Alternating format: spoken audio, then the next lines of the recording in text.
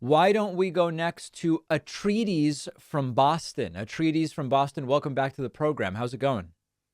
Hey David, good to talk to you again. Likewise. So I have a quick question. I remember a few months ago we briefly talked about ranked choice voting, Yes. and I can remember 3, 4 years ago it not being a very well-known system, but after Alaska adopted it and it's at least blamed on Sarah Palin losing, I'm wondering if do you think that with things like that, like it being aiding in a Democrat winning, or at least blaming it with Sarah Palin's loss and things like that, do you think that it'll kind of its progress in being adopted nationwide will be stagnated, just kind of by these right wing talking points of that it's just a tool by the left to uh, tyranny of the majority, that sort of thing? I don't think it will help, and it's sort of similar to movements to move from an electoral college system to a national popular vote are limited by a Mhm. number of different factors, but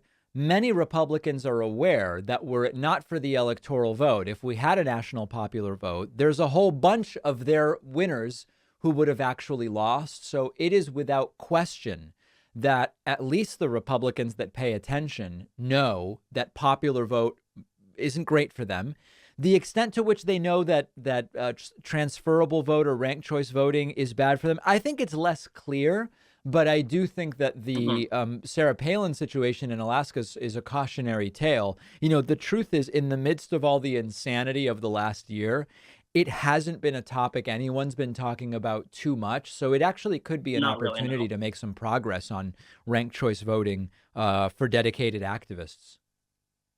Yeah, I would say like definitely now, while it's not as in the mainstream. I Yes, think it kind of was within like the few months before the midterms, but after all that, it kind of got lost in the shuffle. I agree. I do have one other quick that. Thank you for that. I do have one quick follow-up question.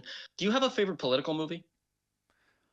Not really. I mean, I think as far as a documentary, I actually forget the name of it, but it's a documentary from when Paul Begala and James Carville ran Bill Clinton's campaign.